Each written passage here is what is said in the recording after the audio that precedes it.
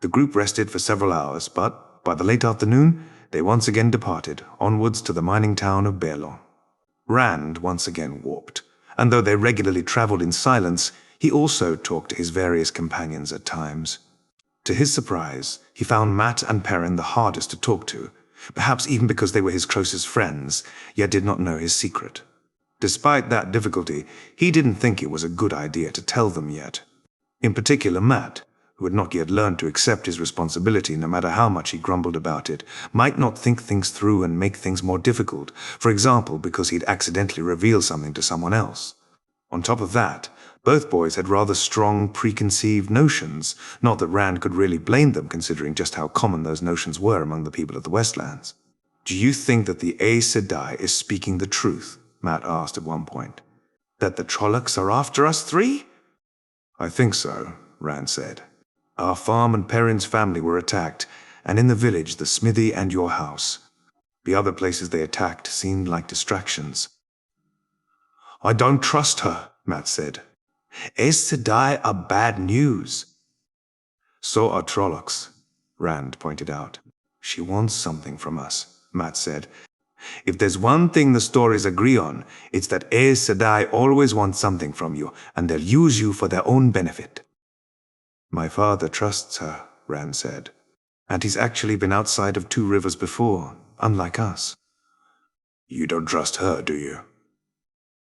"I trust my father's judgment," Rand said, employing some Aes Sedai weaseling himself. "What about the Gleeman?" Tom had made clear on several occasions that he didn't trust Aes Sedai. For good reason. If Rand remembered correctly, they had gentled his nephew without following proper procedure, which had resulted in Tom being unable to say goodbye to him before his death. That was something that was very common. The One Power was addictive to use, and if one was severed from the One Power, or, as it was called in this age, gentled or stilled depending on gender, the former channeler would start showing withdrawal symptoms, which would lead to depression and, almost invariably, eventual suicide. Most channelers didn't last more than a year or two. "I don't know him well," Rand said. "He does seem to know what he's talking about, though. But for now, well, I've seen Moiraine fight the Trollocs, and that's enough for me to rather be with her than anywhere else." Matt was probably the most talkative of the bunch, often seeking distractions from their flight away from Emond's Field, while Perrin was pretty much the opposite. The smith's apprentice was very broad-shouldered, not just from his work but also by blood, though the two of course compounded, and it had taught him to be gentle and careful as to not harm others by accident. That extended to him probably being the most mature out of the three of them. At least the first time around, when Rand hadn't had his years as the Dragon Reborn and his many more years as Luz Therin to draw upon yet. He was often pensive, regularly asking Tam questions about the outside world, sometimes discussing things with Rand. Rand suspected that Perrin had noticed he was different, but the boy hadn't asked him about it, unlike Nynaeve and Egwene. That night, when they stopped again a few hours after dark, Egwene started brushing out her hair, undoing her braid like she had done the last time around. Rand remembered getting into a shouting match with her over it. Nynaeve, who hadn't been present when Egwene had made the decision the first time around, was the one bringing it up now. "What are you doing, Egwene?" brushing my hair out. "Why? You're not a child anymore." "Aes Sedai don't braid their hair," Egwene said. "Not unless they want to." Rand decided to step in. "You don't want to braid your hair, Egwene? I remember you were looking forward to it for years." She hesitated, and he moved closer to the two women. "I'm not saying you have to, of course. But if you wish, you can be both a woman from Emond's Field and an Aes Sedai. Don't Aes Sedai come from all countries and places?" Nynaeve gave Rand a thankful smile, not intervening further. "I suppose," Egwene said, brushing her hand through her hair. "Maybe I'll braid it again, later on. But I want to, well, I'm moving to something new, I guess. If I'm going to learn to be an Aes Sedai." "I think we all are," Rand said. "Even Nynaeve?" Egwene asked. Nynaeve hesitated. "Ah!" They hadn't explained particularly much about why she was coming along other than to watch over them, just like Tam. "I guess so," Rand said. "If we're really going all the way to Tar Valon like Moiraine said, Then Nynaeve can't remain the wisdom, right? She'd be gone for too long. You'd really stay with us if you can't remain wisdom? Egwene asked, turning to Nynaeve. There's another reason, Nynaeve admitted. But I can't say what it is. For a second, Rand thought Egwene was going to pry, but then she nodded. A few moments later, Moraine walked up to them. Gond, I need to ask you about something. Rand rose and said the girls goodbye, then followed Moraine as they left the camp. I thought now would be a good time for me to try and reproduce traveling, she said. We can't travel from here, Rand said, because for traveling, you need to be familiar with the place you're leaving, and if possible also the place you're going to. But we can practice skimming, which is very similar and doesn't have the same requirement. He brought himself to the edge of seizing Sedin, and like in Emor's field, Moiraine linked them and then gave him control over the circle. Rand needed a few seconds as well as his knowledge of Sedin's skimming and traveling weaves to remember how Sedar skimming worked, but then he could show Moiraine. It was very similar to traveling indeed, and opened a gateway in the same manner.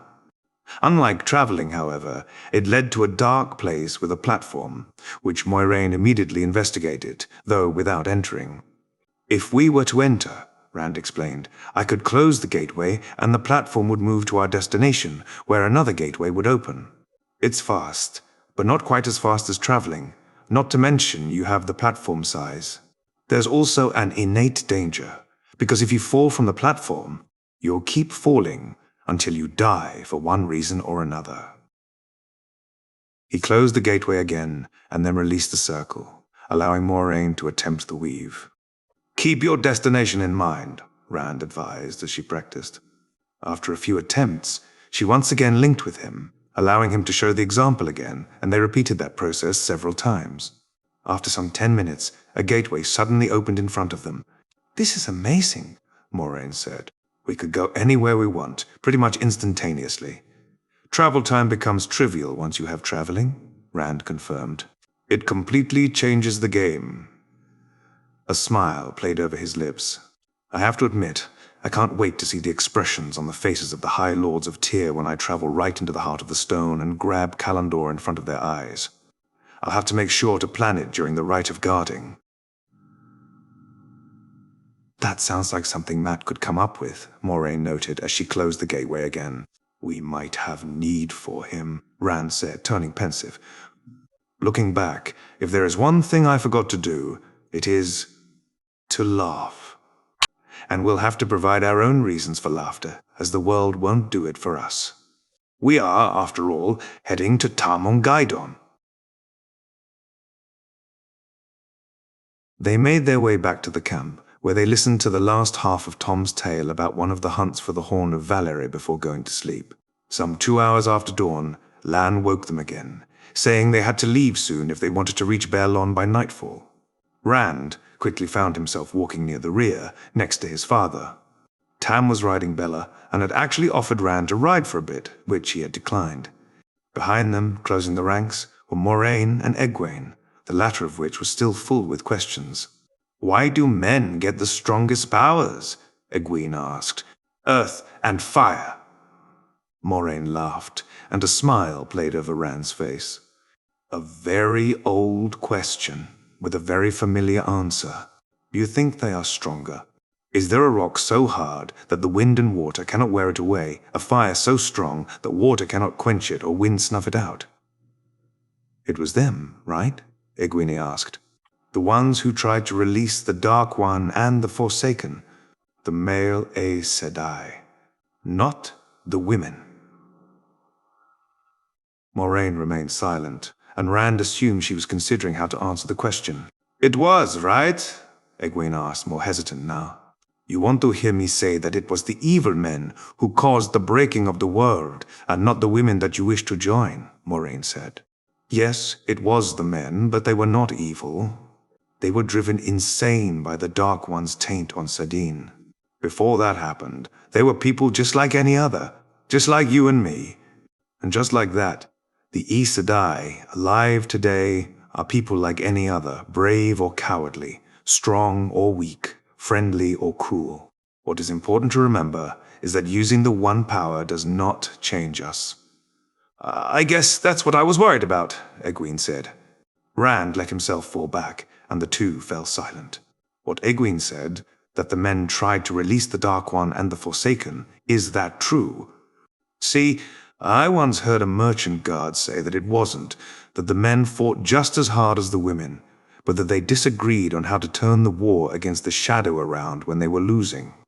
The guard said that the men tried to seal away the Dark One and his lieutenants, and that they succeeded, but that the Dark One struck back by making them go mad, and that's what caused the breaking of the world. That guard knew more about those times than even some Aes Sedai. But that doesn't fit what the stories say, Egwene protested. The legends speak of events that happened thousands of years ago, Moraine lectured. Much of what they say has changed over time, in particular with the fear of male channelers who cause so much destruction during the breaking and sometimes afterwards. So how do you know what is true then? Egwene asked. Written texts do not change, Moraine explained. What about the dragon? He was the first to go mad, right? The higher you rise, the deeper you can fall, Moraine said. The dragon was the leader of the 100 companions that sealed the boar, the most powerful channeler to ever live. Dragonmount is a permanent reminder of the destruction he caused, visible from the White Tower in Tar Valon. The stories say he will one day return, Egwene said. Is that true? And will he cause more destruction then? Moraine looked to Rand, who was walking next to her. The question was clear. How much should they reveal? He nodded slightly. Yes, he will return, Moraine said. Do you know when? Rand asked. I do not think it will take much longer, Moraine said. I have spent a lot of time reading about the prophecies regarding his return, the Caryathan cycle, but with what I've seen recently, in particular this last week, I don't know if we can even trust that the prophecies are reliable. Is that a bad thing? Rand asked. I think it's more likely to be a good thing, Moraine said. We'll have to see. The conversation soon drifted to other topics, and Rand spent the day talking to several people, though he did not have time to relax in the way Matt did, practicing his juggling skills while sitting on horseback. As the sun lowered over the mountains of mist to the west, they crested a hill, and Baerlon came into view. Look at that, Matt exclaimed from the front of the party. A real city. Rand was glad he was again at the rear of the group, together with Tam and Moiraine, because he doubted he'd be able to act out such exuberance at what really wasn't more than a small town with a 20-feet-high wooden wall. Tom had no reason to keep his thoughts to himself. City, he mocked, though he said nothing more. Everyone, Moraine called, and the people in front turned their horses to face her. When we are in Baerlon, we have to be more careful. Do not speak of Trollocs, the Dark One, or Aes Sedai. There may be people who are all too willing to assume the worst of us, or even dark friends. Lan and I also use different names. People know me as Lady Alice and Lan as Andra. Please remember that well. With that warning made, they continued their journey, and Moraine turned to Rand, speaking softly. Is there anything you remember happening the last time around? Well, there's Min, of course. I imagine her visions might have changed, but I don't know for sure. We'll have to see. The last time I also suffered from channeling sickness at the worst possible moment, right when I met some white cloaks, but that won't happen this time. There are white cloaks in the city? Yes, Rand said. Or at least there were last time around. We'll just have to try and avoid them. The White Cloaks, or more formally Children of the Light, were a fanatical organization that opposed the Shadow, and claimed that all Aes Sedai were dark friends. And of course, Rand knew their stated goals did not make them immune to having actual dark friends hiding among them. Their entrance to the town and the inn they were staying at, the Stag and Lion, just like last time, was uneventful, until Moraine asked whether Min was still there. I don't know what's wrong with her, Master Fitch, the innkeeper said. Ever since 4 days ago, she's been incredibly stressed. Refuses to tell anyone what's wrong, and I've seen her cry multiple times. Moraine turned to the group. Go and take your baths. To Fitch, she said. I'd like to speak to her. Rand followed her, which she allowed without comment, and Fitch led them to what seemed to be a private room. Min was sitting at the table, her head in her hands. One thing that had not changed, at least, was her boyish dress style. She had always hated dresses and skirts. "You can leave us," Moraine told the innkeeper. On hearing the familiar voice, Min looked up. "Moi. Lady Alice. Thank the light you're here." Though Rand's heart went out to the girl he had fallen in love with, he held back, letting Moiraine take the lead. "Are you all right?" Moraine asked. Min glanced at Rand. "You don't need to hold back. Rand won't tell anyone anything." "My viewings," Min said. "A few days ago, they suddenly changed completely. That's never happened before. So many of the old images are gone, and other people have new ones now. And your images have changed completely." She turned to Rand. "And you have a ton of them too." "I suspected as much," Moraine said as she sat down opposite Min. "You know why this happened?" Min asked, hopeful. Rand sat down next to her. "That would be my fault, I suppose." Min frowned. "How? You know how you basically view pieces of the pattern with your viewings?" Rand asked. "How do you know that?" Min asked. She turned to Moiraine accusingly. "Did you tell him?" "I did not," Moraine said. "I know about it, for the same reason that it's my fault they changed," Rand said. "I changed the pattern itself." "That sounds rather big-headed," Min noted. Rand couldn't help but smile at her familiar brusqueness. "I'll explain, but perhaps you can first tell me what the images are that you see around me." "A lot of things," Min said. "A sword that isn't a sword, a banner with some kind of red and gold serpent with limbs, a strange symbol that looks like a flame of Tar Valor and a dragon's fang combined, a number of women, though I don't think I could recognize them even if I knew them, a darkness that shies back, and there's even more. The sword that is not a sword is Kalandor. Have you heard of it?" She shook her head. "It is found in the Stone of Tyr, the ancient fortress, and no one can touch it except for the Dragon Reborn. According to scholars, drawing Kalandor will be one of the clearest signs that whoever does it is the true Dragon Reborn, and not a false dragon like the one in Geldan." "So, why do I see it around you?" Min asked. "I'll explain a little further. First," Rand said, "if you'll humor me. The banner, I think, displays a dragon. The background is white, isn't it?" "How did you know?" Min exclaimed. "I didn't tell you that." "I've seen it before," Rand said. "And last, the strange symbol you mentioned is the ancient symbol for the Aes Sedai.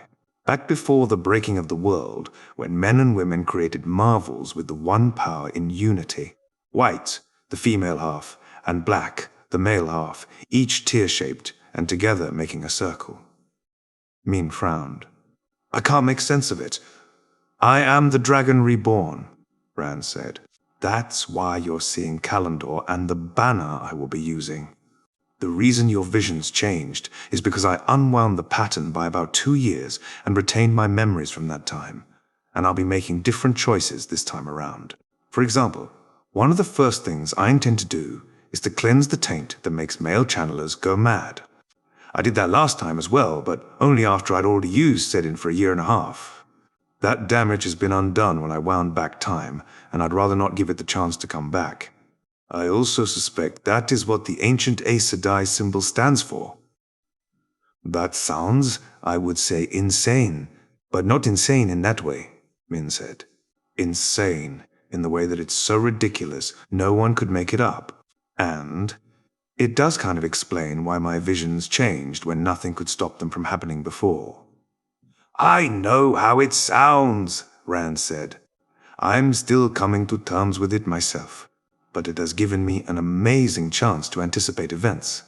For 2 years, I felt like I was always trying to catch up, but now I'm ahead." "Did we know each other?" Min asked. "Yes," Rand said, dreading the next question. "How well?" she asked. "Min, I want you to promise me something, namely that you will not make decisions because you feel you should. The previous pattern is gone, And no one, not you, not me, not anyone else, holds any obligations to it. Sure, Min said. Were we like lovers or something?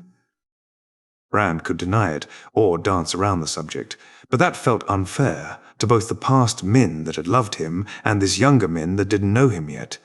Yes, he said instead. He blushed. How did we end up together?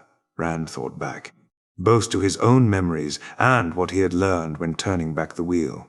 How much she had done for him, always being there as his rock, yet he couldn't repeat that out loud, didn't want to influence her decisions for the future. So instead, he focused on what she had gone through. It was quite the journey from your part, and you disliked a lot of it because you were often sent this way or that by Aes Sedai without much choice. Until you ended up with me, that is. He turned, pensive. Both women in the room seemed to be waiting until he had ordered his thoughts and spoke again. I don't know whether it's possible to avoid getting you involved this time, if that's even what you want. Your viewings are incredibly useful, and it might put you in danger from dark friends, or even Forsaken. But I also don't want to force you to go somewhere you don't want to go. He drummed his fingers on the table. What do you want, Min? Stay here? Leave? I'd like to see a bit of the world, she said slowly. Moraine talked to me about my viewings when she was here last week, and I would like it if someone can make use of them too. I don't know, really. I've never been into girl stuff, and that makes it hard to find a place. I'm not really picturing myself as some housewife. How about this? Rand said, a plan forming. Right now, I don't really have anything to my name. I live on the road, and Moiraine pays for my expenses with Aes Sedai money. But once I announce myself as the Dragon Reborn, it won't take long before I have one, probably even several, places to live.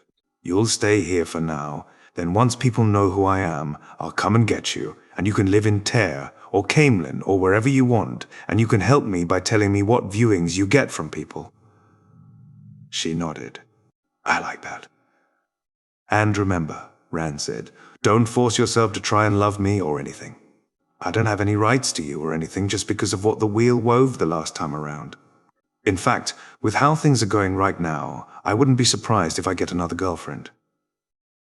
What if you get together with her, and then I come and fall in love with you again? I mean, I imagine the other me had a reason for liking you. Then we'll have to see. I actually had 2 other girlfriends as well, which you agreed to. Again, I'm not saying that you need to do anything a certain way, because that's how it happened last time. Yeah, Min agreed. She frowned. I'm used to me being the one that makes a conversation feel strange. Rand smiled. This is how it feels to be on the receiving end for a change. I remember the last time around you actually made me rather uncomfortable when we first talked. No, don't apologize. I was a naive farm boy afraid of my own shadow, not to mention I'd had a bad dream that made me even more jumpy. Moraine looked up sharply at those words. Perhaps we've been talking for long enough. Min, I'm sure you understand you cannot tell anyone about what you heard. Min nodded. I want to ask you to take a look at the other people who are traveling with us and tell me, and Rand, what images you see around them. If you talk to them, keep in mind that not all of them know Rand's secrets yet. I can do that, Min said. They said their goodbyes, and Rand followed Moiraine into a corridor where she stopped halfway through and turned to him. You said you had a bad dream? Yes, Rand said. On the first night here, by Alsamon. That's Ishamael, remember, not the Dark One. Invaded my dream, and also Matt and Perrin's dreams. He didn't know which one of us was the Dragon Reborn, not for a while longer. I'm not sure if things will be different this time around, but I figured that my control over the dream might tip him off that I'm the one he's looking for. Keep me updated on what happens, Moraine said. Though I suppose you might know more about the world of dreams than I do. Ishamael tends to use dream shards, Rand said. They are somewhat similar to the world of dreams, but made separately by a channeler, usually a dreamer, which gives them more control. We'll see what happens tonight, and I'll tell you tomorrow, as well as whether Matt and Perrin had a similar dream. Last time we decided against telling you until we were in Camelin." "Stubborn village boys," Moraine muttered. Gland laughed. After their chat with Min, Rand, and Moiraine both enjoyed a good bath, followed by dinner with their full party and a good night's sleep. Well, for most people it was a good night's sleep. Like last time, Rand, Matt, and Perrin were each visited by Baalzamon in their dreams. As Rand had predicted, Ishamael was not stupid, even though he had gone mad from the passing of time, and quickly realized that Rand was the boy he was looking for. At that point, Rand saw no need to keep up any pretense in the first place. On the contrary, the quicker he could draw Ishamael into a confrontation, the quicker he could get rid of him. He was the leader of the Forsaken, though to Rand's knowledge, not officially at this point, and the most powerful among them. And his freedom from the seals on the Dark One's prison made him a threat. Last time, when Rand had cleansed Sedin, he'd had the support of Aes Sedai, Wise Ones, the channelers of the Ailele, and Ashaman, members of the Black Tower that he had founded as a male counterpart to the White Tower of the Aes Sedai. So when the Forsaken had arrived in an attempt to stop Rand, they had defended him and fended off their attacks. This time, Rand would not have that support, as he was not willing to wait with the cleansing for long enough to gather it. But that meant he needed to act before the other Forsaken were free from their prisons, which would be no more than a few months from the present time, and he needed to take Ishamael out of the equation first. In the morning, Rand and Moraine once again met with Min, discussing the viewings she'd seen around their party, which meant that when Rand was finally ready to go out into the town, everyone else had already left. He decided to look for Perrin, Matt, Egwene, or Nynaeve. However, the first familiar face he encountered was someone else entirely, as he suddenly found himself eye to eye with Padan Fain. In an instant, Rand had seized Sedin, ignoring the appalling sensation of the taint, and bound and gagged the Dark Friend. He manipulated the weaves of air around Fain to make it look as if the former peddler was walking while he considered his options. The simplest would be to straight up kill the man. However, with the White Cloaks in the town, a death that could only be attributed to channeling would draw far too much attention.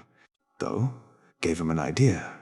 Rand slowly wove a mirror of mists around himself, gradually changing his appearance so he would not be recognized as he marched Padan Fain through the town. The man looked half mad, with the rags he was currently wearing, and if Rand remembered correctly, he wasn't very coherent right now.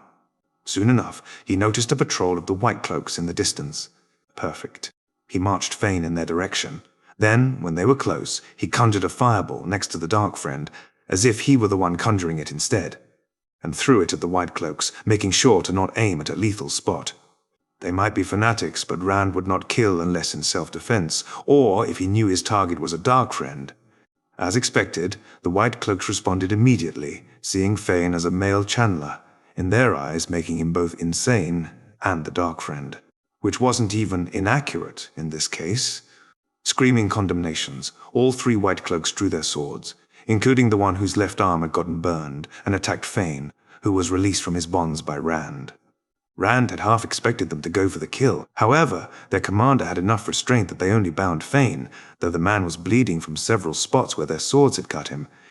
And with so many witnesses who believed Fain had been channeling, it was likely that they would receive permission from the governor of the town to execute him. Or perhaps the governor would order the city guard to oversee the execution. That was good enough for Rand. Fain had been a major problem the last time around, for two different reasons. The first was that the Dark One had given him the ability to track Rand, Matt, and Perrin.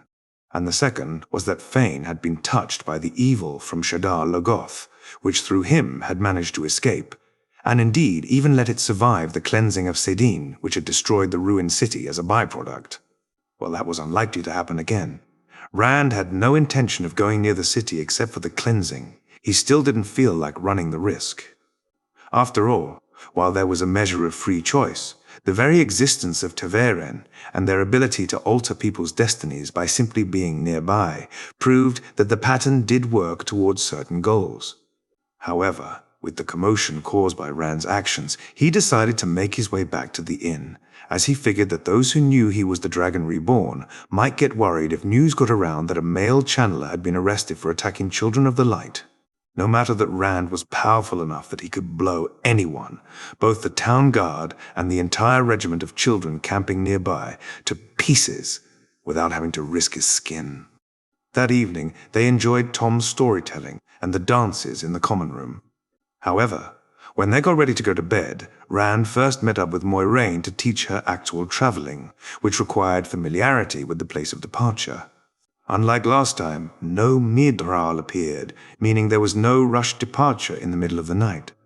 However, once they did leave the next morning, Rand found himself worried that they might have lost the advantage they had gained by not being tracked in exchange for a calmer journey, something he shared with Moiraine and the others who knew his secret. At least it had given Lan the time to buy 2 more horses, so they were all on horseback for the journey east to Whitebridge.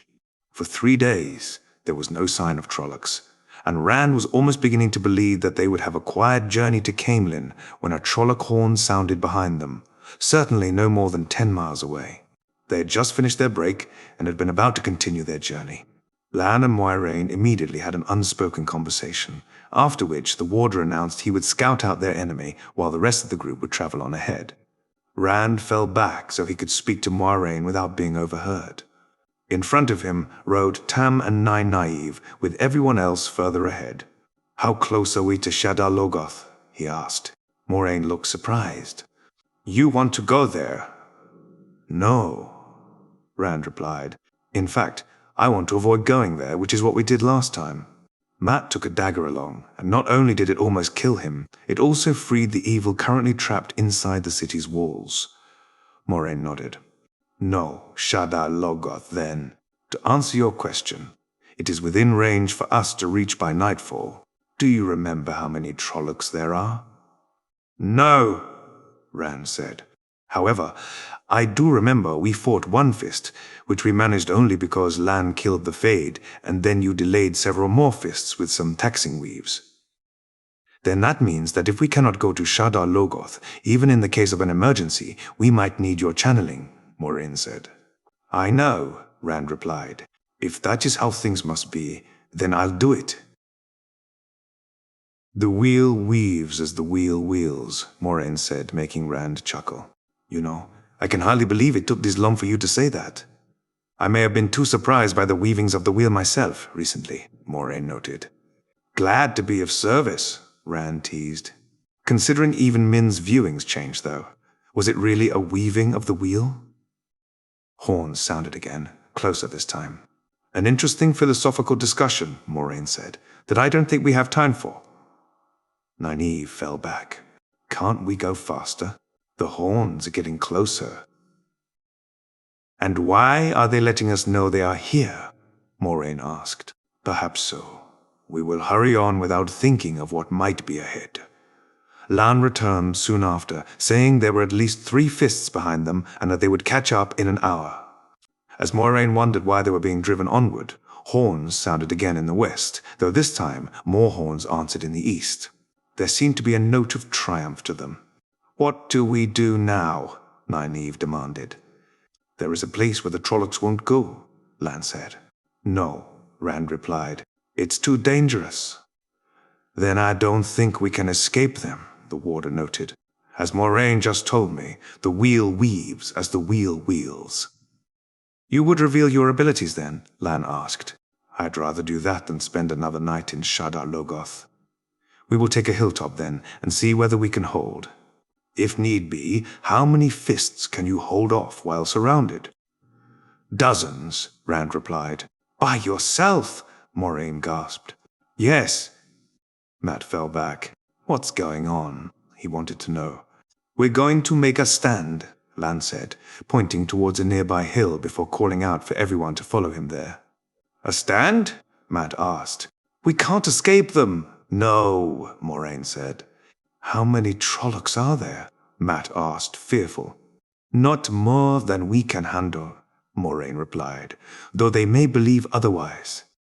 "Stay on your horses," Lan ordered as they waited on the hill. Though there were patches of forest around them, the hill itself was exposed, giving them an overview of the coming battlefield. One of the advantages Trollocs have is their height.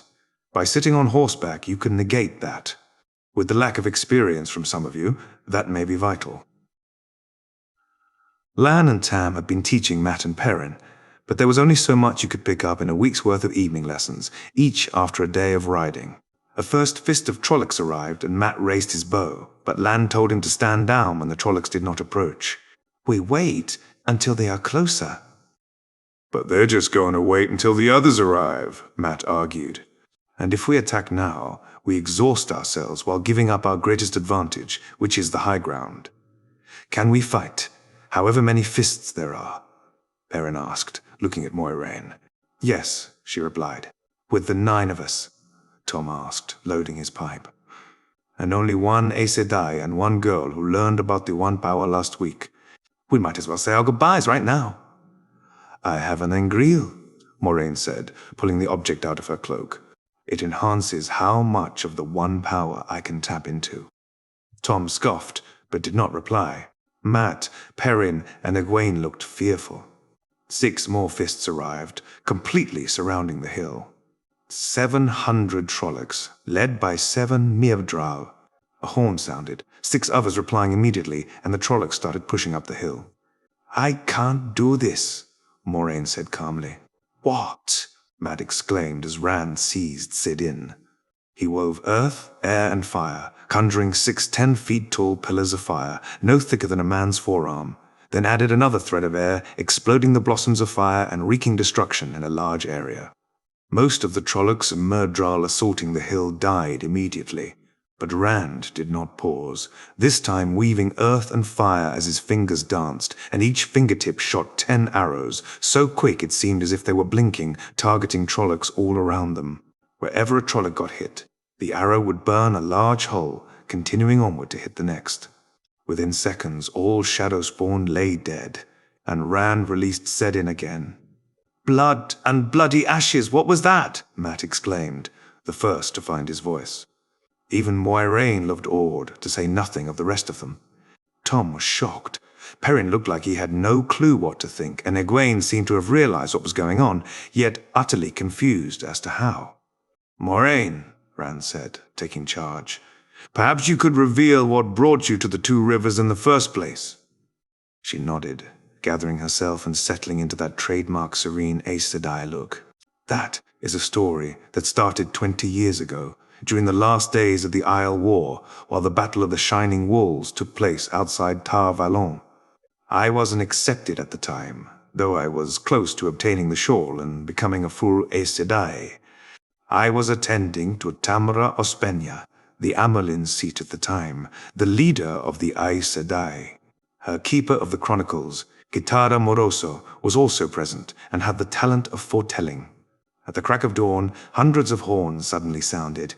As we later learned, the Aiel had succeeded in their goal of killing King Lamon for his sin of cutting down Avandor Aldera. However, that soon became a footnote, as Gitara spoke the words I will never forget. He is born again. I feel him.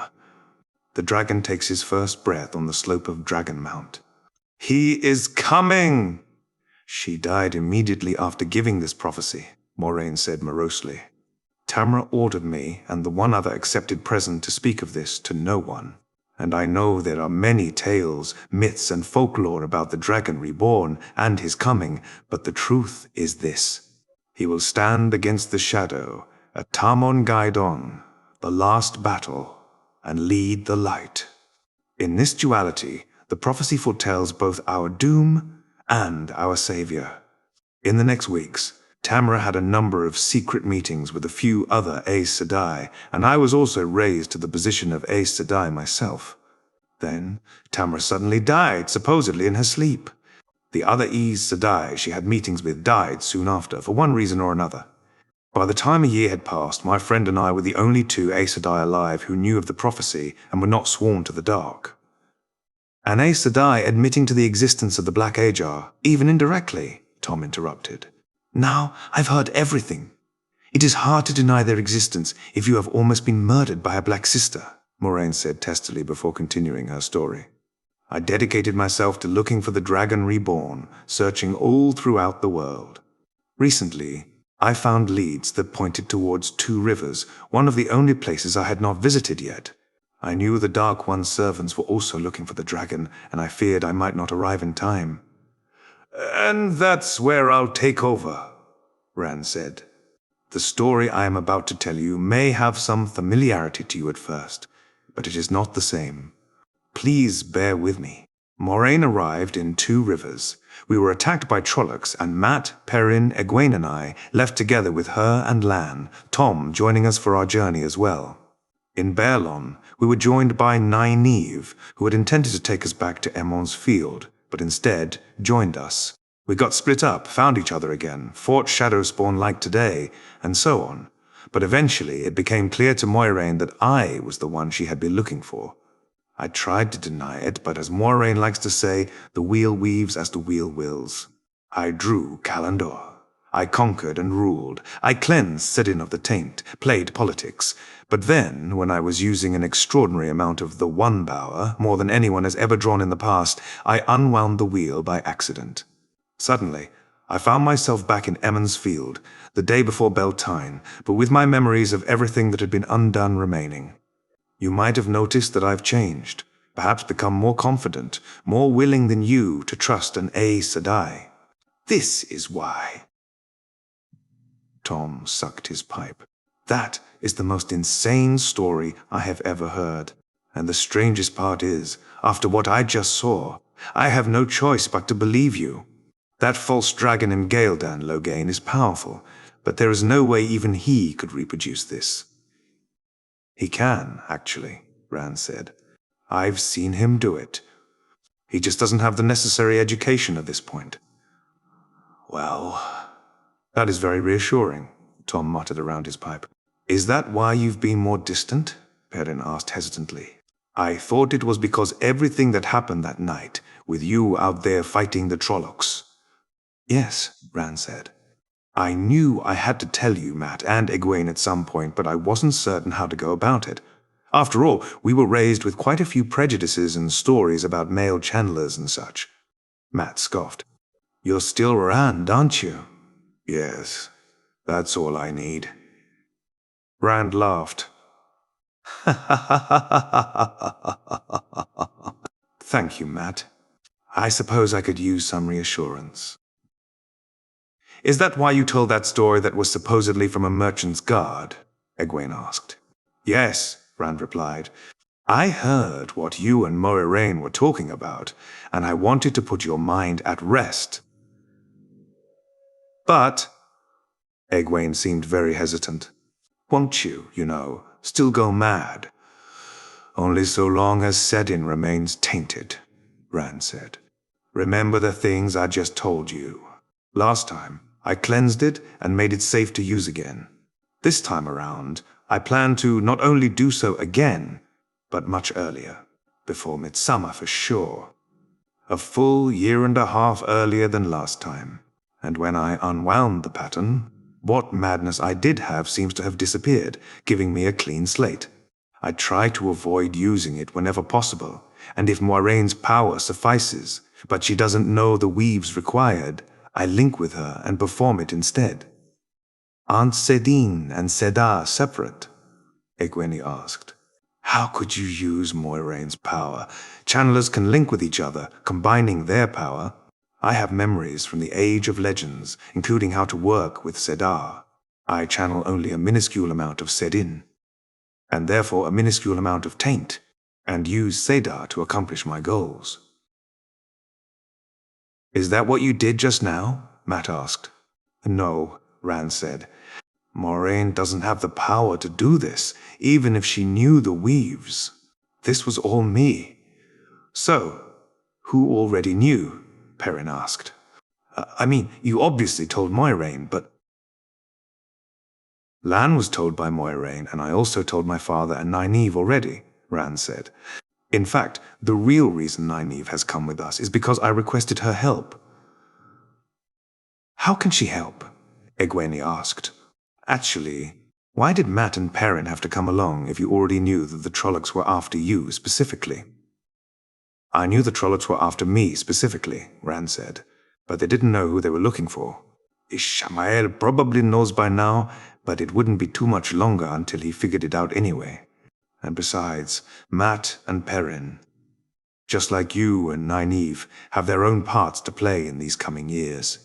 How that has changed with what I've done, I don't know, though there are differences already. As for Nynaeve, I'll leave it to her whether she wants to reveal that. Everyone turned to the wisdom, who hesitated before answering. Apparently, I'm a channeler too. Don't undersell yourself, Nynaeve, Rand said. Nynaeve is, right now, the strongest female channeler between the spine of the world and the Arith Ocean. Strong enough to match some of the Forsaken. She blushed at Rand's words. Tom, Rand said, I have a specific request for you. I will need people around me that can play the game of houses, and can play it well. I am but a lowly gleeman, Tom said. Rand snorted. So, you always say.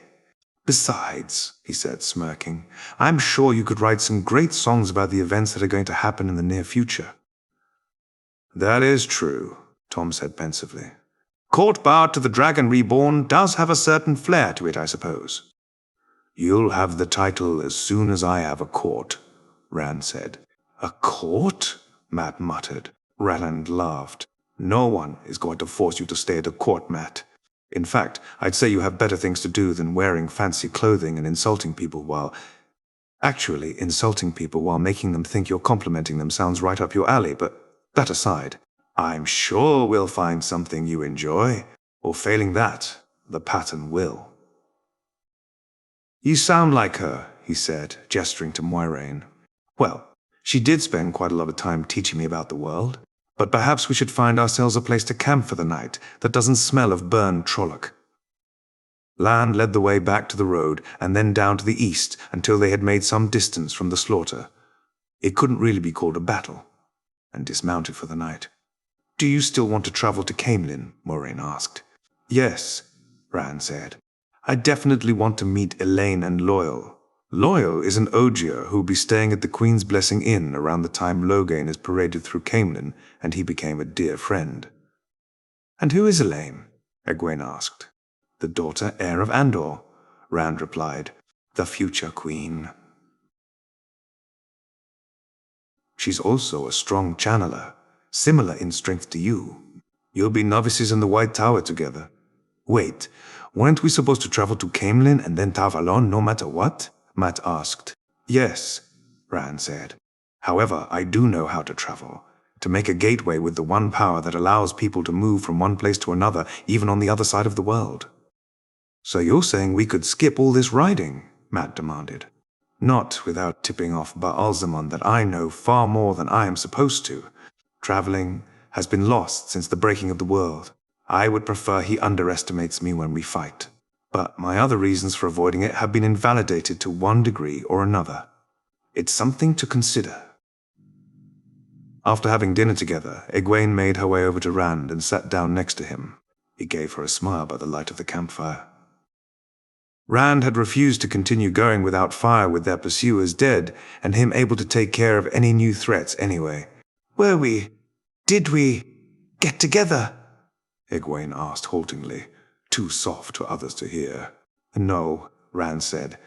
We grew apart, mostly because it took me a rather long time to accept that you were going to become an Aes Sedai. I hated the very thought of it at first. But you don't hate it anymore, right? Egwene asked, some uncertainty in her voice. No, I don't. And, in fact, I'm happy for you. You'll make a great Aes Sedai, Egwene. And I might even take the time to teach you a few things that Moiraine doesn't know during these coming days or weeks. But we still can't get together then, can we? Egwene asked, disappointment shining through her voice. Aes Sedai don't marry. We're at the turning of an age, Rand said. A lot of things are about to change. In the Age of Legends, it was normal for Aes Sedai to marry. Perhaps in the Fourth Age it will once again be normal. He shifted a little, so she could lean against him. Do you want us to get together? I don't know, Egwene said. I think so. But I don't know if you had someone else, perhaps. And I don't want to take that away from you, either. I had a rather unusual relationship, Rand said. You remember Min from Berlin? The girl you and Moraine talked to that first evening? That's the one. I couldn't choose between her Elaine and an Isle woman named Avienda, and then they decided that I wasn't going to choose at all, and they'd just share me instead. Egwene gave a humorless chuckle. So I have to compete with not one, but 3 women, ones that I don't even know yet? We could just try things out a bit first, Rand proposed. See if we enjoy being together. I'm not going to seriously meet any of them for a while longer anyway, so we'll see what happens later on. She turned to face him with her large brown eyes. I'd like that. Rand put his hand on her head to hold her steady, then slowly closed the distance between them and gave her a light kiss on the lips. As he released her, moments later, she blushed bright scarlet. Good night, Egwene. The next morning, the possibility of traveling once again came up. No, Rand said, having thought about it more.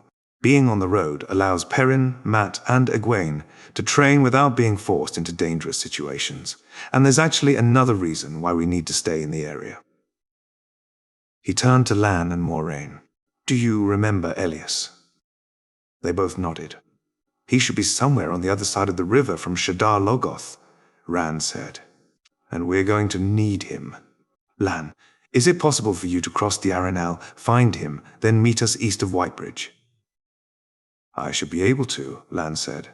What do I tell him to convince him to come with me? Tell him that you have reason to assume you've found someone like him. Moraine's eyes widened. Now that is a surprise.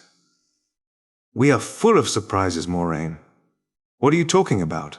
Mat asked. Something that I expect will happen soon, Rand said. Once it does, I think Moraine will do a better job explaining it than I can. How would Lan find us again? Nynaeve asked. The Waterbond tells him Moraine's approximate location, Rand replied. I might as well leave right now then, Lan said. I'm sure you have everything in hand. Tam, don't forget to put the boys through their lessons. He readied his horse, then rode off to the north, straight through the hills, while the rest of the party went east along the road to Whitebridge. That day, Rand made sure to ride next to Mat and Perrin, as he felt he hadn't spent enough time with either of his best friends recently, his secret forcing them apart. Wasn't there something with a male channeler in Berlin attacking the White Cloaks? Perrin asked. Were you involved there, Rand? He got executed, right? Yes, he did, Rand said. He wasn't a channeler, but he was a dark friend, and I figured framing him so that the White Cloaks would take care of him was more convenient than killing him, and perhaps drawing the attention of the White Cloaks to ourselves instead. The Dark One had given him the ability to find us anywhere, so he could become very inconvenient, and to make matters worse, he was touched by the evil of Shadar Logoth. What is this Shadar Logoth? Mat asked. I've heard it mentioned several times. It's the remains of Aridhol, Rand said. Though they were originally valiant fighters against the Shadow in the Trolloc Wars, they became so paranoid that they trusted no one, and in fact formed an evil of their own, which has since then been trapped in the ruins of the city. At night, mists come out that kill and consume anyone they touch. And if you want the poetic version, you'd have to ask Moiraine. Speaking of, maybe I should ask her to tell the story of Manetheren, the last time emotions ran a little higher after the attack at home, and she told the story in order to calm people down. But this time, that wasn't needed. What's that about? Mat asked. Or rather, your ancestors, Rand said. I don't have Two Rivers ancestors, of course. Wait, what do you mean? Perrin interrupted. Rand slapped his forehead. I completely forgot that you didn't know that. My parents are Aiel, but my mother was dying when Tam came across her, and he decided to take me in as his own. I see him as my father, though, even if by blood he's not. Anyway, regarding Manetheren, it was a nation with its capital in the mountains near Two Rivers. They were known for having the bravest armies in the Trolloc Wars, but they were eventually defeated by an enormous Trolloc invasion. However, they then took all those Trollocs with them. Again, if you want to hear the poetic version, you'll have to ask Moiraine. I'm no storyteller. It is a story worth hearing, though. You know, I'm glad we're finally talking again for real, Rand, Mat said. You've been a bit distant since we left. Rand nodded. I found it hard to talk to either of you, knowing I had changed and unable to explain why. In hindsight, perhaps I shouldn't have worried so much and just told you immediately. Well, no changes there, Matt laughed. You've always been the one to worry too much. So what are you planning on doing first? Perrin asked. Well, as I mentioned already, I want to travel to Camelin, Rand said. From Whitebridge onward, we'll travel through more populated areas, by the way, so we will actually be able to sleep in inns then. After that, I mean to fight Ba'azamon. That's Ishamael, not the Dark One himself, no matter what he wants people to believe, and hopefully kill him. 2 more Forsaken are likely to be freed a little earlier than the rest, due to not being sealed away perfectly. If we can get rid of those 2, that would be perfect, because then no one is able to interrupt while I'm cleansing said inn. I'm sorry, Matt spoke up. You're saying the Forsaken are going to be freed? Yes, Rand said. In all honesty, that probably sounds scarier than it is. They are just people who happen to be powerful channelers, and, as a rule of thumb, don't have too many morals. But many of them are ruled by their vices, which makes them predictable. And what makes them even more predictable is that I know nearly all the identities they took on, so I can start taking them out as soon as they appear, before they have a chance to establish themselves. You can take them out? Matt asked. I am stronger than any of them, except Ishamael, who matches me in strength, Rand said. You saw it yesterday. Matt shivered. Please don't take too long with that cleansing business. It makes me uncomfortable to think about. I wasn't planning on waiting, Rand said.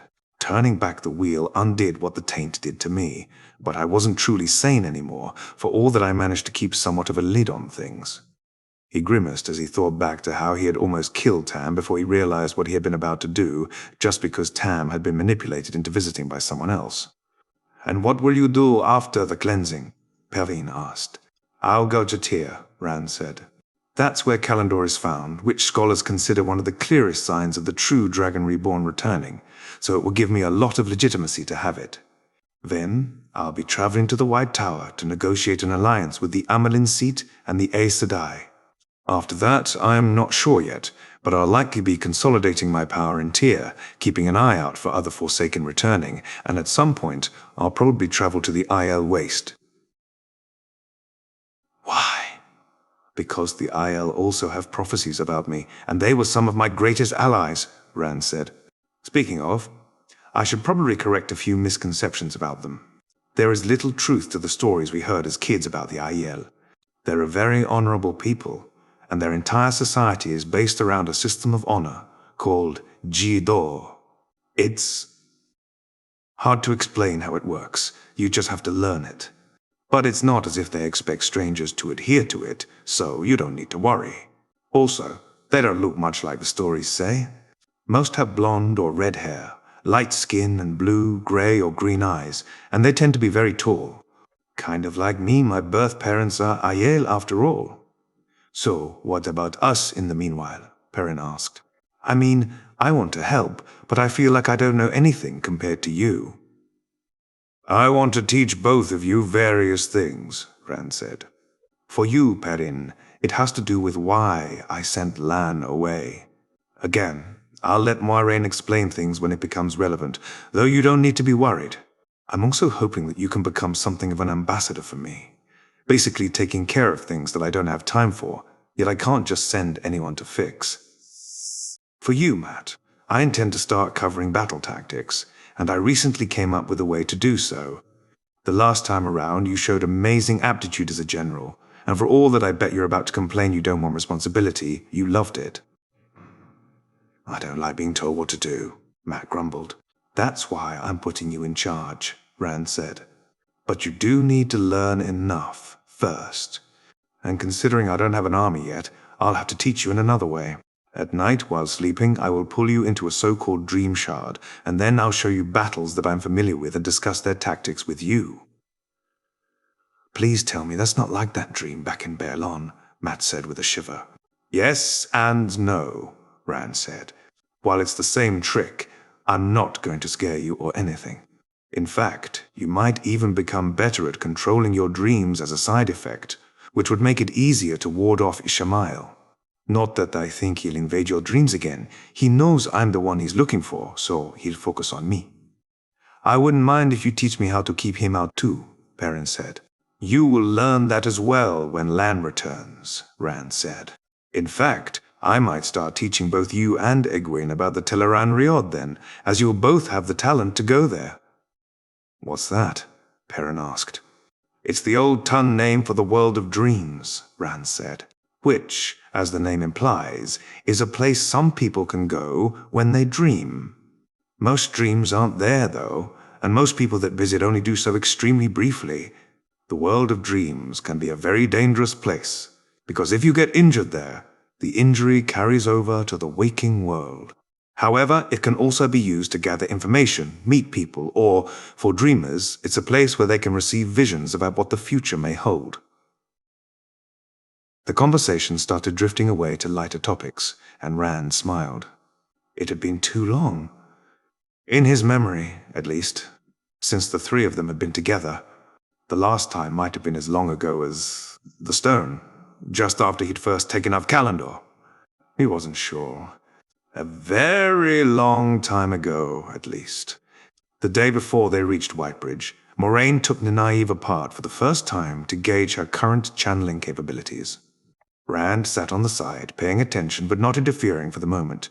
Usually, when a girl or a boy has the spark, the innate ability to start channeling, they will draw on the one power occasionally in a time of great need, Moraine said. If what Rand has told me about you is correct, in your case it was usually because you were trying to heal someone. You might remember occasionally having a mysterious, brief illness where you're cold, feverish, and might not quite be able to think straight. It appeared suddenly, lasted for a few hours, and then disappeared just as quickly again. I do remember that, Nynaeve said in surprise. I was suddenly shaking, one moment cold, then burning. It was gone in a few hours. It happened a week after I'd watched over Egwene when she had breakbone fever. Mistress Baran was the wisdom back then, and she was teaching me. I always thought she believed I'd given Egwene something without telling her. It's called channeling sickness, Moraine said. The first time you channel, it happens about 10 days after you channeled. Every next time, it happens closer to when you channeled, until at one point it occurs nearly immediately. Then, it disappears. However, that's where the danger starts for an untrained channeler. Most do not learn to control their powers. In fact, most people don't even realize they are channeling. 3/4 of these women die. It's a horrible, painful death, with convulsions and screaming. It takes days, and once it has started, all the Aes Sedai in Tar Valon together won't be able to stop it.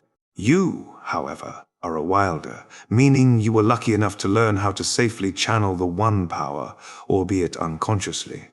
The issue is that you developed a block of some sort in doing so, a requirement that needs to be met before you can draw on Sadar. It can sometimes take months of effort to break a block. However, in the meanwhile, we can try to work around it, and if nothing else, you can at least learn how to see weaves. Moraine started going through a number of simple exercises, explaining that they were meant to help novices see threads and learn to recognize when a woman was channeling. It doesn't work, Nynaeve complained. I don't see anything. Patience, Moraine said. You need to be calm to embrace Sedar and channel its power. Nynaeve muttered angrily, but gave it another try and attempted to center herself again, continuing the exercise Moiraine was walking her through.